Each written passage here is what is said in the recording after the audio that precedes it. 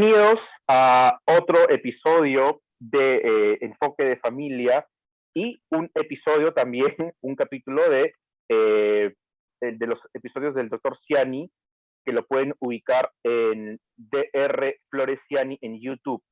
Buenas tardes, doctor Gabriel Flores Ciani. Él es difusor de la neurociencia y estamos en esta entrevista que hemos titulado Diálogo Trinacional.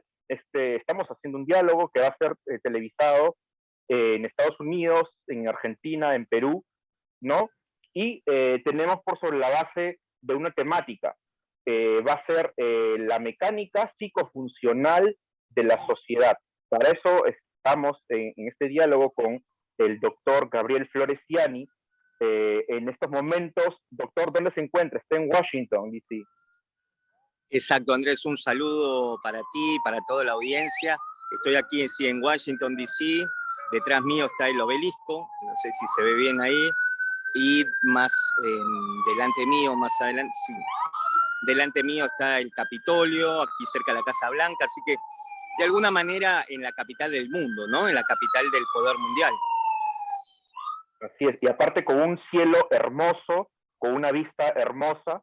Acá en Perú estamos en Lima con un cielo bastante nublado. Y bueno, precisamente con un poco evocando, tuve que salir a la terraza porque evidentemente pues queríamos evocar un poco a la naturaleza, porque los seres humanos necesitamos ese contacto con la naturaleza, ese contacto con el pasto. A veces los mismos psicólogos o psiquiatras nos recomiendan, quítate los zapatos, anda al jardín y camina, ¿no? Que tu piel toque contacto con la tierra, ¿no, doctor? Exactamente, porque somos una unidad, Andrés. Durante mucho tiempo el ser humano se disoció del universo, de la naturaleza, pero somos parte de ella, parte integral de ella. Gracias a Dios ahora se está volviendo en esa idea. Entonces, algo tan sencillo como lo que acabas de mencionar, de sacarse los zapatos y pisar la tierra, es muy buena porque tomamos contacto con ella y nos revitaliza, nos nutre y también descargamos el estrés. Así es. Y es que precisamente durante décadas hemos vivido creyendo o viviendo el televisor, que es lo más preocupante, ¿no? Sobre todo las nuevas generaciones. Claro, el punto es el celular. Bueno, acá estamos en vivo, ¿eh? Estamos en vivo en la calle aquí, así que estamos palpando la sociedad norteamericana. Hoy en día los jóvenes están mucho con las redes sociales, el celular, y se pierden, ¿no? Toda la maravilla de conectar con la naturaleza. Y ese televisor, esa ventana que ahora son las redes sociales, son las tablets que le damos a los niños para entretenerlos, para que no griten, para que no corran, toma tu tablet, ¿no? Toma tu celular, ¿no? Bueno, nos desconecta. En realidad le damos un aparato al niño, al joven, para que esté conectado, pero en realidad se desconecta, y lo peor, que se desconecta de sí mismo, ¿no? Y a la hora de desconectarse de sí mismo, te desconectas de la familia, te desconectas del vecino, te desconectas de la sociedad. Ese fenómeno, ¿cómo podríamos explicarlo, doctor? Sí, vos sabés que es algo sintomático, ¿no? En todo el mundo. Tengo una familia como pacientes y lo que el hijo, lo que el joven me dice, usted sabe, doctor, que en la cena o en el almuerzo, mi papá está con su celular contestando mensajes de trabajo, mi mamá está con su celular, está la televisión prendida, y él me dice que no hay diálogo familiar, ¿no? Y él sufre estas consecuencias emocionales. Entonces, no es solamente la cuestión de los jóvenes, sino que los adultos también. De alguna manera nos abstraemos, y esto impacta fuertemente en la familia, ya que no hay diálogo. Hay algo que se estudió de la neurociencia, y es que la voz del papá, obviamente del papá varón, lástima que ahora hay que aclararlo, pero el papá varón, nuestra voz, nuestros hijos la perciben como una voz de autoridad. Inherentemente nuestra palabra tiene autoridad para nuestros hijos. Esto ya está preparado en nuestro sistema neuronal. Entonces, en ese lugar de la mesa familiar es donde el papá tiene que enseñar, transmitir valores, la idea del mundo, darle consejo a sus hijos, y eso va a quedar grabado en la mente de nuestros hijos. Entonces, la mesa familiar es fundamental, estratégica para la familia. Hoy en día, lamentablemente también, tantas familias separadas y los celulares y demás, evitan esa función del papá o esa conversación, porque también los papis en ese momento tienen que escuchar atentamente lo que los hijos dicen, porque ahí vamos a darnos cuenta dónde está la mente de nuestros hijos, qué están haciendo y qué están pasando. Así es. Lo cual es muy perjudicial, no solamente para la sociedad y para la familia, sino que el primer perjudicado son los niños, los primeros perjudicados son los hijos, ¿no? Los que sienten la ruptura, los que sienten la separación. Una persona sabemos que no puede vivir separada, y mire, doctor, justo, qué bueno que estamos tocando estos temas, porque acaba de pasar el Día del Padre la semana pasada, el fin de semana pasado, ¿no? Y yo me reunía con una agrupación peruana, a la cual les mando saludos, a nuestro amigo Zanca, los amigos de Padres Sin Gloria en Perú. Es una asociación de padres de familia, padres separados, ¿no? Que no pueden ver a sus hijos, obviamente, eminentemente por responsabilidad de ciertas personas, ¿no? Que viene a ser, pues, el otro progenitor. Ojo, acá sí o es padre o es madre, es indistinto, ¿ah? Yo he visto tantos padres como madres que arrebatan a sus hijos. A veces puede diferenciarse un poco el número, hombres de mujeres, qué sé yo, pero a todos ellos les quiero decir, por ejemplo, y esto es un logro no solamente profesional, sino también para toda la sociedad, porque este ejemplo va a repercutir en toda la sociedad. Tengo a nivel particular un cliente que durante 4 años y medio, casi 5 años de separación de su hijo, eh, él con su ex esposa o su ex conviviente, ¿no? La madre de su hijo, han vivido casi 5 años peleándose, presentándose denuncias al punto de acumular, no estoy mintiendo, 47 denuncias entre los dos, ¿no? 47 denuncias y un niño que no ve a su padre por 4 o 5 años, ¿no? Entonces, una ruptura abrupta del vínculo, y que hoy por hoy ya puedo hablar sobre ese caso, porque ahora los dos se han dado cuenta, ambos han perdido el trabajo, ojo, los dos han perdido el trabajo. Uno, un abogado, una empresa muy importante, ¿no? Y la otra persona también, empresaria, que se ve muy limitada ahora porque ya una denuncia, pues no es una Coca-Cola que te la tomas y la botas, la denuncia te acompaña bastante tiempo. Entonces están dispuestos a terminar con todo porque ya se dieron cuenta que no llegan a ningún sitio. Sobre todo porque si es que habían intereses, no, ya se perdieron porque ambos perdieron el trabajo. O sea, se destruyeron absurdamente, ¿no? Y ahora están buscando la paz, ¿no? Que es el fin de todas las personas, ¿no? Entonces, cuánta problemática en el niño, sobre todo, ¿no? Una situación Sí, así, doctor. vos sabés que el problema es la ira, el enojo. Vos sabés que desde el punto de vista, como te digo, de la neurociencia que estudia la mente humana, el mismo sistema neuronal, la misma conexión de las neuronas que lleva la información del amor, lleva la del odio. Entonces, esta cuestión que siempre se dijo que del amor al odio hay un solo paso, tiene un correlato biológico, neurobiológico. Esta es la cuestión. Entonces, muchos dicen, pero se amaban, se querían, pero el ser humano puede cambiar de su estado de ánimo o de sus sentimientos o emociones hacia una persona inmediatamente. Conecta con otras áreas del cerebro y cambia absolutamente su sentido. En este caso, el odio, el rencor, el resentimiento movió a estas personas, trayendo como consecuencia que su razón se nubló, su razón se borró. Entonces, y ahí se pierde el sentido común.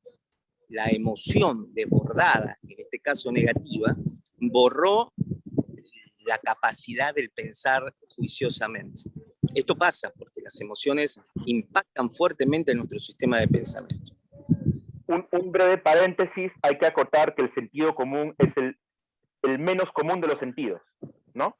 Exactamente, pero ahí está, Andrés, porque el lóbulo frontal, con la neocorteza, que es donde nosotros elaboramos los pensamientos, los criterios, el juicio, la moral, el entendimiento, está borrado, está anulado. Es como un tsunami emocional que borra a las neuronas, por así decirlo, las inunda de todas esas emociones negativas y la persona pierde la capacidad de análisis y demás. Y ahí es lo que pasa y donde es imposible a esa persona pedirle sentido común.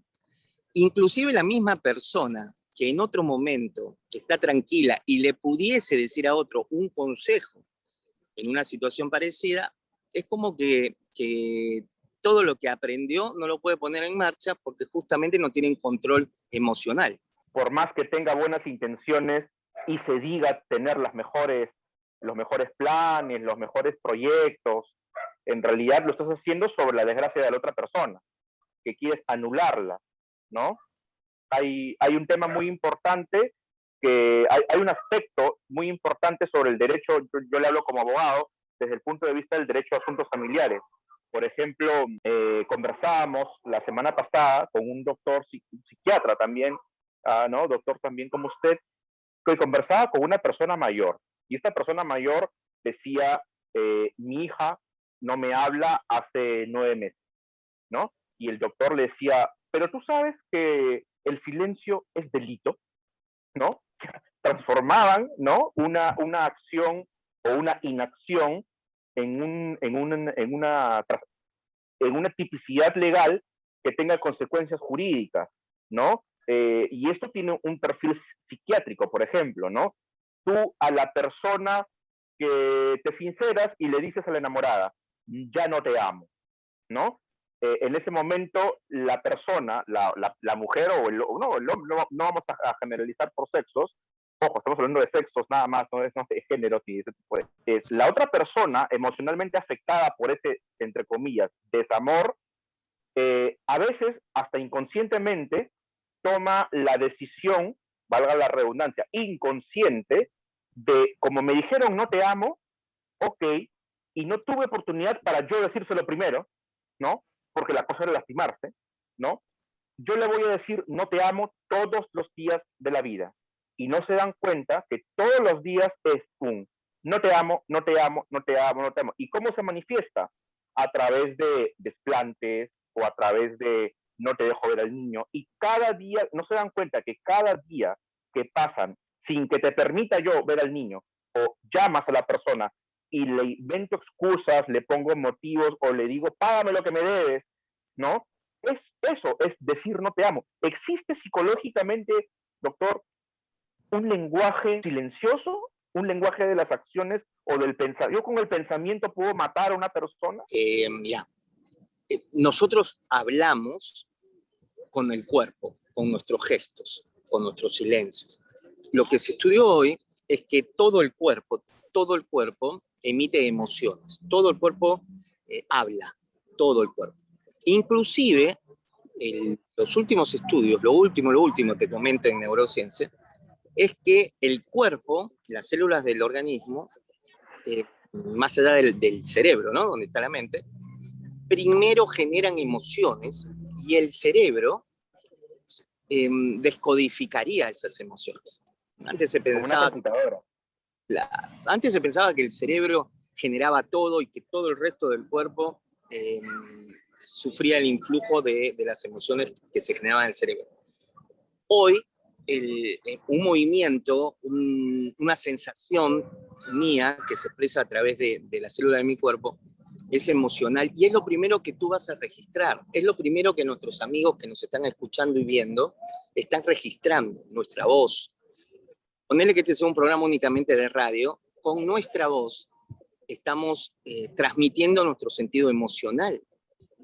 Esto ya los oyentes ya nos detectaron emocionalmente y registran nuestra emocionalidad en distintos niveles de su conciencia. Si nos están viendo a través de una imagen, también. Es decir, nosotros hablamos, permanentemente, y cuando hablamos verbalmente, ya eso viene después, y de repente no tiene tanto impacto ya, porque te habrá pasado como abogado que la persona te está diciendo algo, pero vos sabes que no es sincera, que no es verdad, porque ya Claro. percibí su emocionalidad, ¿sí? Entonces, eso es un poco lo que pasa. Ujú. Eso es lo que nos contaba el doctor Flint acá en Perú sobre diferenciar el interés de la posición. Mi posición es demandarte, denunciarte, ¿no? Pero mi interés es hacerte la vida cuadritos. No, o sea, no estoy reclamando un derecho, estoy queriendo molestar. No, no, lógico, pero que la persona más dañada es la que tiene esa actitud, ¿no? Ya te digo, ya, esa persona está, está echándose ácido todos los días en todas las neuronas, en todas las células.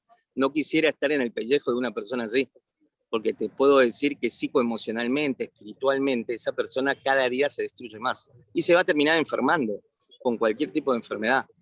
Es decir, no conviene. Si esa persona entendiese que no es negocio No es vivir negocio. así, no es negocio, vamos a llevarlo a la parte de plata, va a ganar más plata, ahorrarse más plata en medicamentos, en internaciones, en enfermedades, que se la puede gastar en vacaciones. Entonces, por eso tenemos que salir rápido del enojo, de la bronca, de las peleas, de los conflictos, porque estoy haciendo economía emocional, economía de mi organismo, que voy a usufructuarla, ¿se entiende? Entonces, esta persona que tú me dices, empresaria, vos fíjate lo que perdió en todos los sentidos, perdió plata en definitiva. Uh-huh. Y sobre todo perdió paz mental, que es un capital invaluable, porque con paz mental yo genero dinero, con paz mental yo soluciono problemas, ¿no? Y vivo, ¿no? Porque también conversábamos con un amigo, también médico, y nos decía, ¿no? Dime, ¿tú vives o estás vivo? ¿Estás vivo o vives? ¿No? ¿Cuál es la diferencia? ¿Estás vivo o vives? Interesante pregunta, ¿no, doctor? Claro, ¿estás vivo o vives? A ver si interpreto bien. Vivo es estoy vivo y estoy acá en el mundo porque me tocó vivir. Y si Claro, vivo, estoy disfrutando la vida. claro. Por ejemplo, el doctor Gabriel Floresian está en Washington, D.C., está viviendo la vida con un cielo hermoso que vemos detrás de él, ¿no? Con el obelisco. Claro, y acá se me va la mirada porque es hermoso, acá es verano, acá estamos Claro. corriendo, es lindo. No, la verdad que estoy muy contento, muy feliz, exactamente lo que tú dices, ¿no? Por ejemplo, en momentos como este que yo estoy viviendo, están produciendo un efecto positivo en mis neuronas, lo cual me va a ayudar a ser más creativo, imaginativo, más eficaz en mis relaciones sociales. Entonces, Uh-huh. este momento que yo estoy acá, aparte de disfrutarlo, para hablarlo otra vez desde el punto de vista de la proyección de lo que hacemos, es altamente positivo porque mi cerebro está recibiendo nueva potencialidad, nueva energía. Claro. Y sobre todo, haciendo lo que te gusta, hablando de tu ciencia, ¿no? Es un Claro, regalo. no, absoluto, Y, aparte contigo, con mi gente del Perú, es doble satisfacción. Yo soy peruano argentino y cuando tengo oportunidad de estar allí de alguna manera con mi gente, con mi patria, doblemente satisfacción. claro, doctor. Hasta la sumilla de este programa, hasta el título, bueno, esta entrevista, hemos coordinado, no sea una entrevista, sino un diálogo, ¿no? Pero hasta la sumilla que le pusimos de título a la mecánica psicofuncional de la sociedad, un poquito complicada, ¿no? Para algunas personas, nos hace recordar la primera entrevista que tuvimos, un poco más formal, en nuestras oficinas y qué sé yo, ahora estamos al aire libre. Pero conversamos en ese momento de lo que es la sumilla, ¿no? De la sumilla que hemos conversado de, ¿no? Los problemas familiares, el control de la emocionalidad, pero ahora que estamos hablando de temas un poquito más profundos, porque en ese momento no podíamos, estamos, me acuerdo, definiendo el odio, ¿no? Definiendo el odio, y ahora tenemos el concepto más claro y su mecánica psiconeuronal, ¿no? Vamos un poquito más allá, a la solución. Dicen que solucionar es como destapar un buen vino, ¿no? Tienes que primero enroscar, penetrar el corcho, ¿no? Y es todo un trabajo de técnica y de fuerza a la vez. Pero después de eso es presión. O sea, hay gente que va si hacemos una analogía con esto, destapar un corcho, con resolver un problema, podríamos estar hablando de que va a ser difícil al comienzo, ¿no? Pero, y una vez que ya piensas que has conseguido algo, ¿no? Que es encontrar alguna solución, vas a encontrar presión, ¿no? Hasta que puedas disfrutar el verdadero vino, que viene a ser el vino de la vida, ¿cierto? Entonces, ¿qué soluciones podrían dar? Por ejemplo, yo pongo como ejemplo este caso, ¿no? Estos clientes o este cliente que ya está haciendo las paces con esta persona con la cual litigó durante más de 4 años, casi 5 años, privaron absurdamente a un niño de una figura paterna a la cual yo defendía, y ahora pues se dieron cuenta que todos perdieron. Y lo peor, el niño está más afectado emocionalmente de lo que te imaginas. Entonces, pobre chico, va a tener que pagar las consecuencias, la mala cabeza de los padres. Empezarán los ciclos de terapia y todo lo demás. Pero, ¿cómo empieza la sanidad de una persona, doctor? Desde el punto de vista psico, bio, espiritual, por así decirlo, ¿no? Claro. Bueno, tu función como abogado es muy importante, ¿no? Eh, Estaba pensando mientras que me hablabas, seguramente has tratado de acercar las partes, de hacerles razonar, de llegar a acuerdos, ¿no? Para que ellos frenen esto. El abogado, tu trabajo es ampliamente emocional también, porque las personas, muchos de sus actos, sus demandas, como te digo, tienen que ver con estas cuestiones que se han desbordado. Y el trabajo tuyo es muy importante porque también los vas a guiar o los vas a calmar. Y muchas veces las personas necesitan hacer demandas porque tienen que canalizar su furia y su odio, su resentimiento. Eso es Así un es. punto. Y sanar, Andrés, sanar es un proceso muchas veces largo, porque se daña fuertemente el sistema neuronal. No te hablo desde el punto de vista psicológico únicamente, sino ya de lo que produce en el cerebro. Son procesos largos, y más si el niño, en edades tempranas, sufrió este tipo de situaciones, los hijos que me dices, donde cuando están formando su psiquis, ya han sufrido un impacto que no les ha permitido desarrollar en forma sana su emocionalidad. Y esto, lamentablemente, se paga cada vida, se paga durante muchísimos años, porque esos niños cuando crecen con una desventaja, porque ya tienen que estar curando, ya tienen que estar sanando. Mucho tiempo que se tienen que pasar sanándose con terapia y otras cuestiones, tendrían que estar siendo utilizadas para desarrollarse en la vida, ¿no? Entonces, los papás también tenemos que tener en cuenta eso, proteger la salud mental de nuestros hijos para que luego ellos no se pasen sanando, o nosotros también pasar mucho tiempo buscando la sanidad emocional de nuestros hijos cuando podríamos estar haciendo otro tipo de cuestiones. Entonces lo mejor, como siempre nos decían en la Facultad de Medicina acá en la Universidad de Buenos Aires, es más económico la medicina preventiva que la medicina curativa. Esto es muy importante. Y yo identifico dos momentos clave, ¿no? Un momento en el cual una persona dañada emocionalmente decide eh, proyectar. En psicología hay un término que se llama la proyección, ¿no? Como por ejemplo, llegas molesto, que cualquiera puede llegar molesto a la casa, y por ejemplo, pateas el tacho de basura. O alguien en la calle está molesto y patea el tacho de basura. Eso es proyectar, ¿no?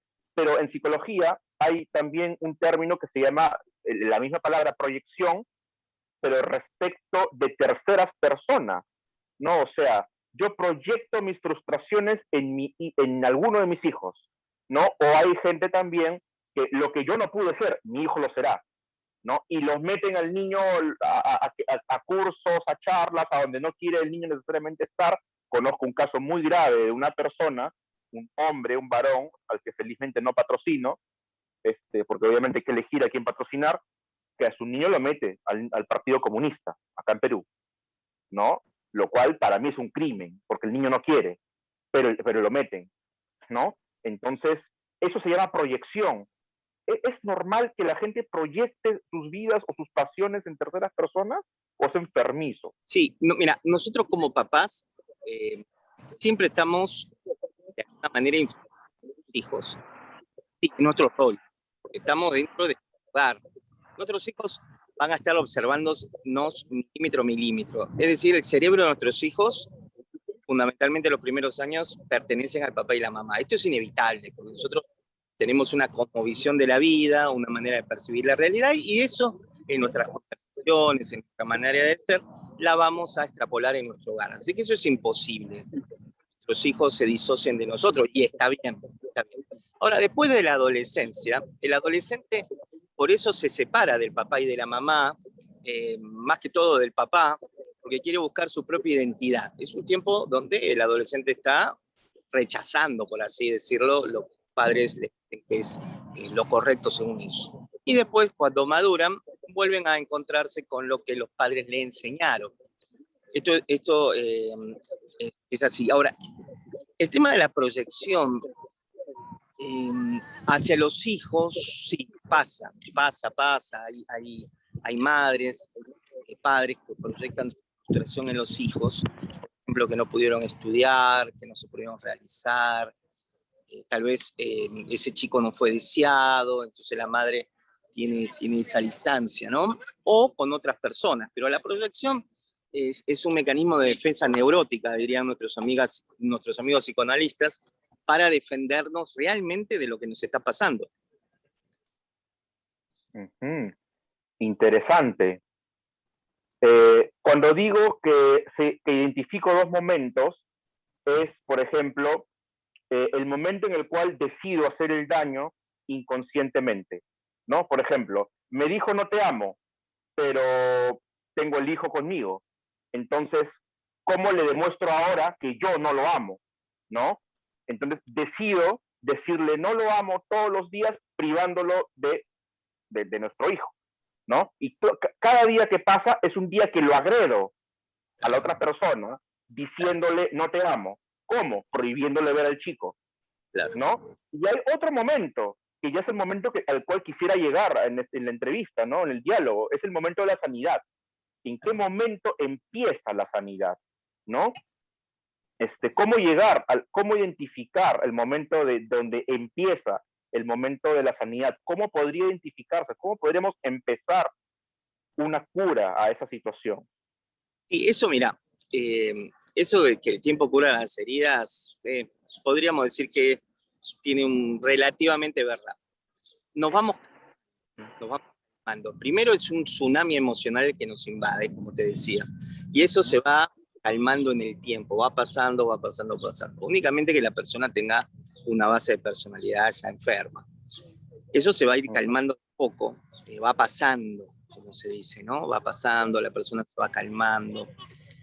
El punto de pegarle al otro cónyuge, donde más le duele, que sería a los hijos, sí, como tú dices muy bien, es una manera de vengarme, de decir no te amo, te rechazo, todo lo demás. Pero de todas maneras también es una forma de mantenernos juntos. Esto parece... Excelente, doctor, es lo máximo, claro, claro, claro. Ahí como buen abogado me agarraste en el aire, ¿no? Con experiencia. Tenía que decirlo, o sea, no estás conmigo, pero te mantengo conmigo. ¿Cómo? Claro. En juicio, pues. Claro. En juicio. El vínculo es fundamental. No dejo ir al otro, porque necesito que esté conmigo de alguna manera. No está conmigo en el amor, está conmigo en el odio, pero no te voy a soltar. Un maestro del doctor Ciani. Es un maestro, doctor, claro que sí. O sea, por las buenas o por las malas, pero te tengo acá. Claro, ¿no? Claro, y entonces después cuando llega a un arreglo, bueno, la parte, ponele afectada, más demandante, de alguna manera ya se aseguró que el otro va a estar bien.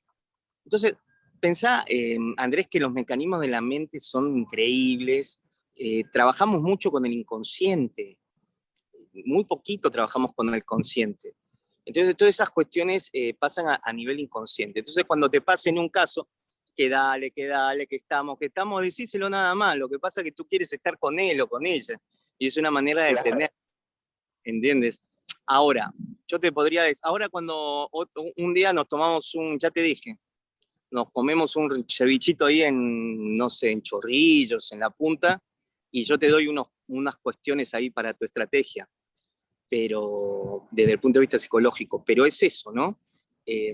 Porque la persona no lo ha soltado, no se ha desapegado de lo que Pero es ese. por más que su discurso es totalmente contrario, ¿eh? Claro. Su discurso es, no lo quiero, lo detesto, lo quiero lejos, me apesta, mientras más lejos mejor. ¿Quién empezó la demanda? Él empezó la demanda, pero presento la reconvención, o sea, alargarse el proceso, o sea, te tengo, ¿no? Claro. Por las buenas o por las malas. Claro, ¿y por qué el hombre empezó la demanda? Porque ella no le quiso dar el hijo, lo conflictuó y demás. Entonces ya lo tiene, te amarré emocionalmente. Y también eso puede ser un castigo, ¿no es cierto? Es decir, te amarro emocionalmente, no te dejo libre, no te dejo disfrutar tu nueva pareja, no te dejo disfrutar tu nueva vida. Entonces, de alguna manera te tengo amarrado. O con la esperanza que vuelva, o con el hecho de no te voy a dejar libre para que disfrutes tu vida. Pero esa persona lo tiene, pero acá viene, Andrés, la cuestión. Claro. Esa persona que no suelta el vínculo, tarde o temprano lo va a tener que soltar, y ha perdido mucho tiempo, mucha salud, y puede quedar pegada también con un rencor permanente. Hay personas que tú en tu ejercicio, ¿no?, de la profesión te dicen, no, pero yo me separé y no me vuelvo a casar nunca más. No sé si te ha pasado. Claro. Bueno, entonces a mí me Claro gusta que decir, sí. a mí me gusta decir en el consultorio, pero ¿y por qué? A ver, ¿por qué cerrás la vida? ¿Por qué decís que no? Porque se terminó tu vida. La vida es mucho más que un conflicto, cualquiera sea. La vida es neutra, la vida es ilimitada, la vida es para vivirla, como tú decías. Entonces, muchas veces nosotros, frente a una situación, ¿no? Ponerle una empresa, que tú dices, no, la empresa es mi vida, el trabajo es la vida, mi casa es la vida. No, estás equivocado. La vida es la vida. Dentro de ello está tu trabajo. ¿Entiendes? Así es. No, de verdad es un maestro el doctor Gabriel Flores, porque con estas apreciaciones nos está de verdad parando de cabeza. Vamos ahora a la parte de casos prácticos, pragmáticos. Una niña, un caso práctico, ¿no? Ya yendo al tema de la medicina o de la solución, ¿no? De revertir el daño, que el daño hecho ya se hizo, ¿no? ¿Cómo revertimos? Ver el tema. Vamos a poner el ejemplo de una niña que conoce a su padre a los 6 años y a partir de los 6, 7 años recién empieza a tener ciertos contactos, luego la vuelven a privar del padre, entonces nos está hablando que la voz del padre, ¿qué voz paterna va a reconocer a la niña? ¿No? Y al final, ¿qué tipo de producto? Porque obviamente como una empresa, la manufactura produce algo, ¿no? Los servicios producen algo, pero los seres humanos de carne y hueso, ¿qué producimos? Aparte del aporte intelectual, producimos otros seres humanos, ¿no? Entonces, ¿qué tipo de ser humano estamos produciendo y entregando a la sociedad, ¿no? Bajo el pretexto de defiende tus derechos y que nadie te agarre de tonta, no somos tontos, no somos tontas, ¿no? Entonces, una niña que conoce a su padre a los 6, 7 años y que continúa con privaciones respecto de esa presencia paterna, ¿qué podemos tener como perfil psicológico y qué soluciones le podemos ofrecer, que es lo más importante? Niños y niñas, ¿no? Claro, mira, yo en esos casos le digo a la mamá, ponele que los chicos normalmente se quedan con la mamá, ¿no?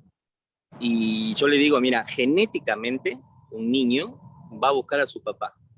Olvídate. Y yo le digo a esa mujer, ¿no? En ese caso, estás luchando una batalla perdida, porque mentalmente el niño va a buscar a su papá. Así que hacerlo lo más rápido posible y te vas a ahorrar un montón de problemas. Porque tarde o temprano ese hijo va a ir a buscar a su papá, se va a amigar y va a establecer contacto. Porque es así. Aunque el papá haya sido el peor asesino de la historia, eso está en nuestros genes y todos nosotros necesitamos a papá y a mamá.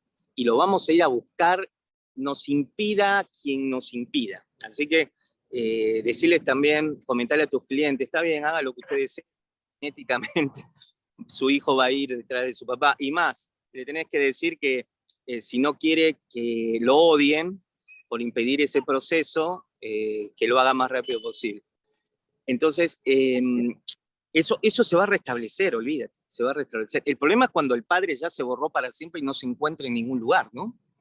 Pero normalmente, que me ha pasado, ¿no? Padres que han muerto o que han desaparecido, pero si no, el hijo va a tener de alguna manera un contacto con su papá, lo va a buscar o va a elaborar que tiene un padre totalmente ausente y va a cerrar el ciclo, pero biológicamente ese niño va a buscar a su papá y a su mamá. Uh-huh. Claro, en realidad yo no creo que hayan profesionales tan faltos de ética que recomienden lo peor, ¿no? Como es el olvido. Pero a veces la negación, el nihilismo, conocido nihilismo, es en realidad la ratificación del propio mal, ¿no? O sea, no digo que tengo la enfermedad, pero lo grito que la tengo. O sea, caramba, ¿no? ¿De qué estamos hablando? Y esto repercute a nivel social y trasciende hasta lo político. Y políticamente, pues ya esto es temáticas para otro programa incluso, o sea, un conversatorio de 2 horas, o sea, políticamente cómo estamos en Perú, Estados Unidos, Argentina, ¿no? ¿Dónde estuvieron los valores que nos llevaron a este punto? En Perú estamos al borde de la guerra civil, ¿no? Usted ha podido ver nuestras noticias.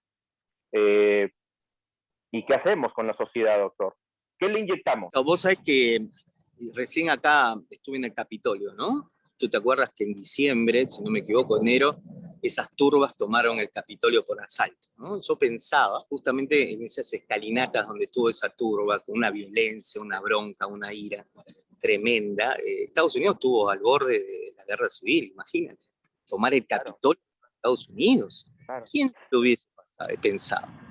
En un país sudamericano, ponele, en un país centroamericano, en Estados Unidos. Entonces, ¿qué pasa con la sociedad? ¿Por qué tanta furia?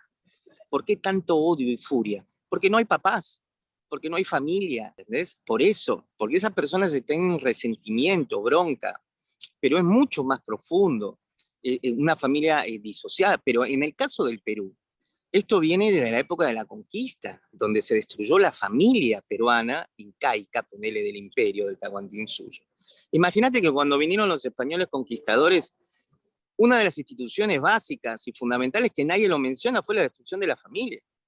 Siempre estamos hablando de la destrucción del Coricancha, del imperio, pero se destruyó la familia peruana. Al papá, al inca, al originario, ¿no? Nuestra gente, se la esclavizó y se la llevó a las mitas y se las mató ahí. Y a las mujeres se las violó, se las tomó como nada. El español tenía 20, 30 hijos y tenía un harem.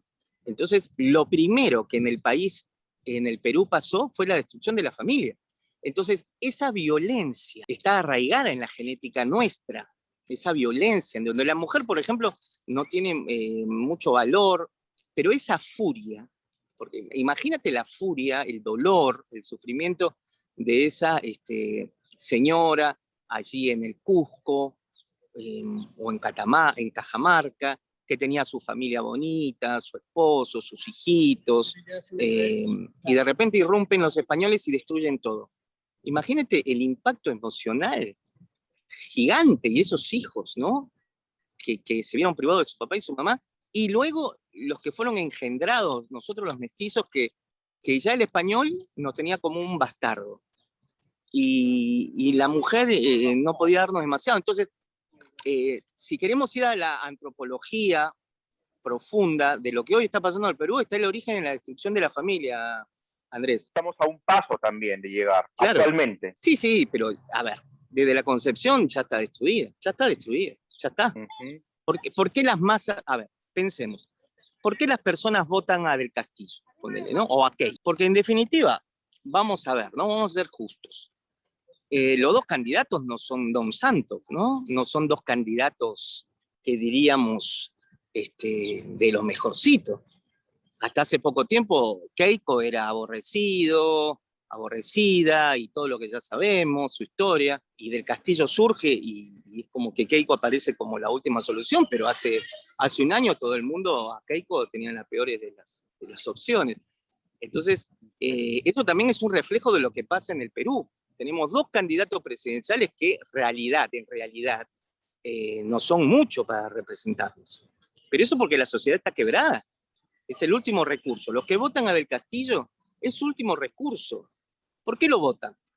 Porque tienen bronca, recepción, lo que venimos diciendo, decepcionados. ¿Y por qué votan a lo de Keiko?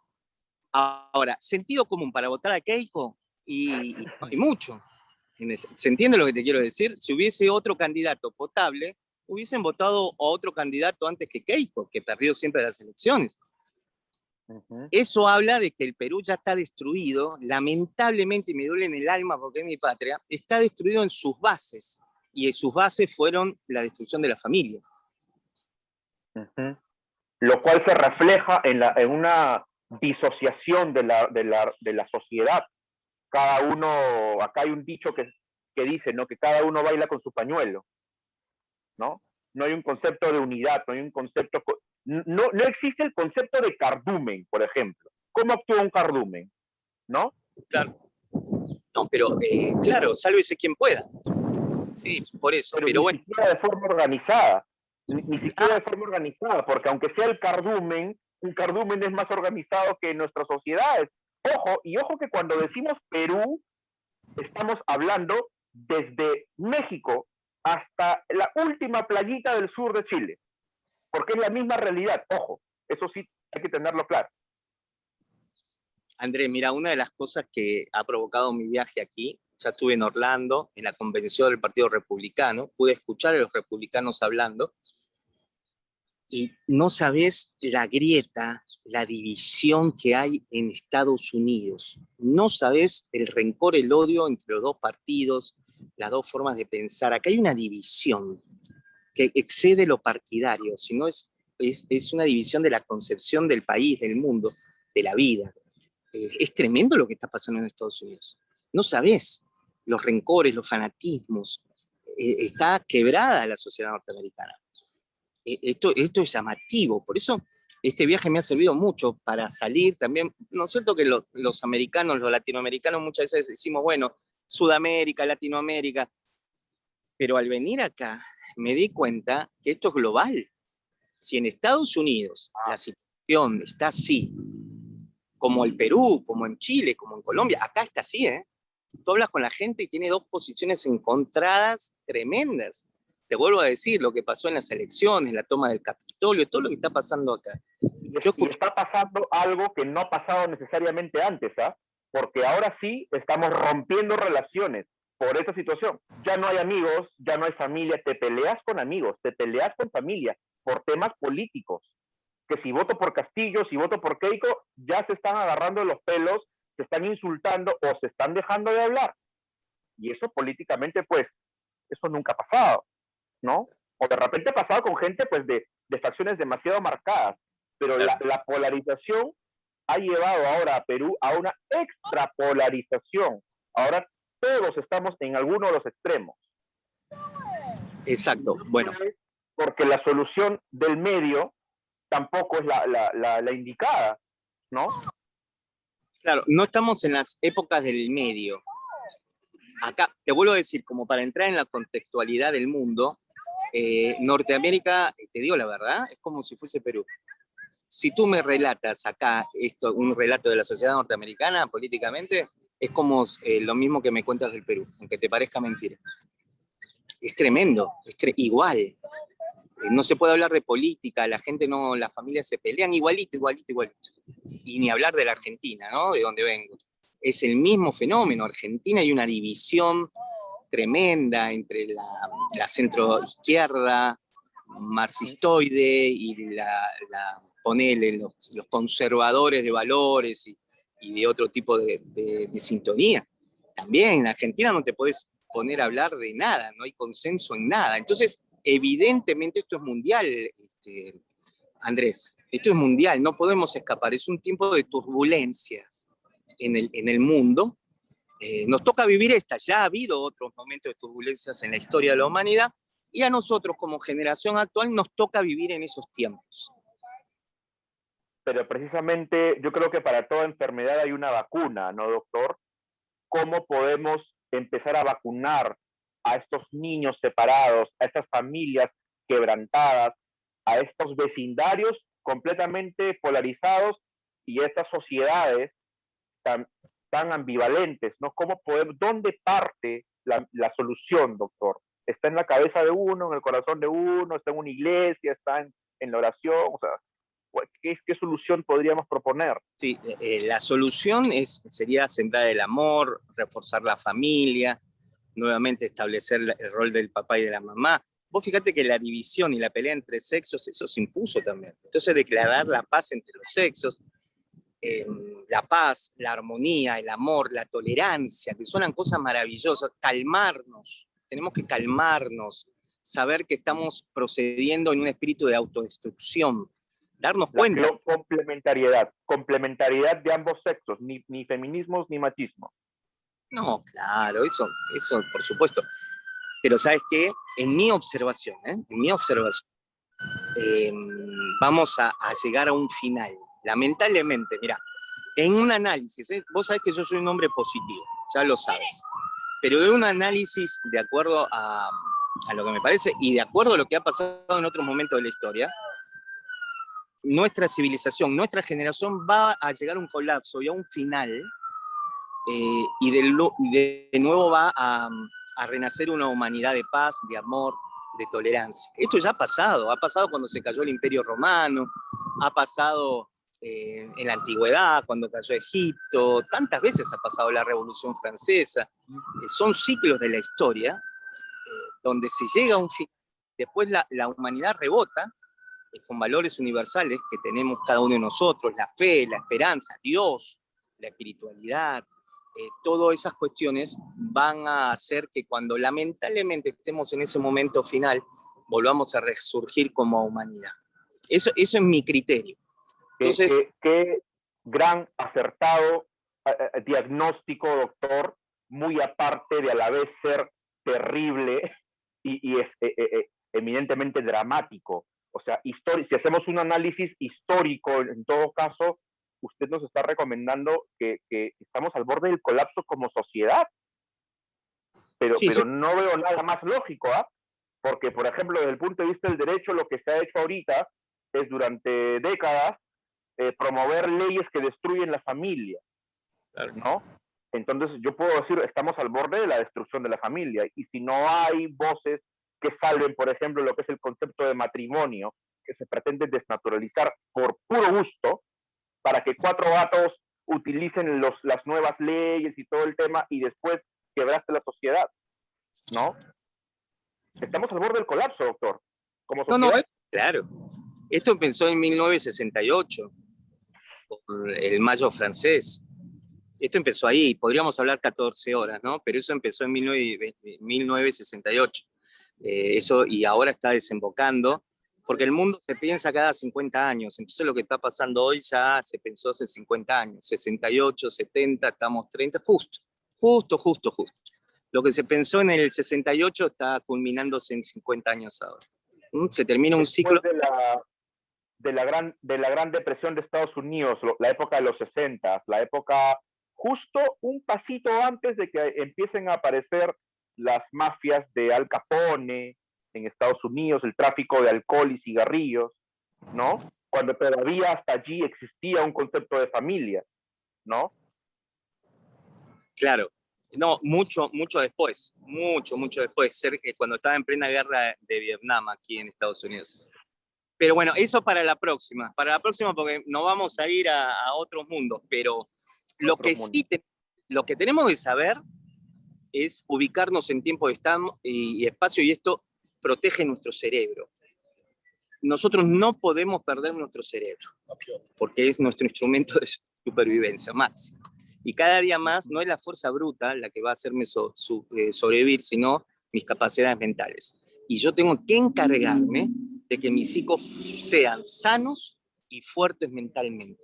Mi trabajo es crear a mis hijos, a mis amigos, a la sociedad, mentalmente fuertes, para que prevalezcan en estos tiempos y no sucumban.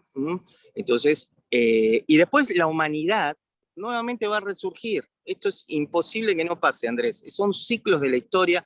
Dios es el dueño de la historia y Dios sigue teniendo el control de todo. Todo.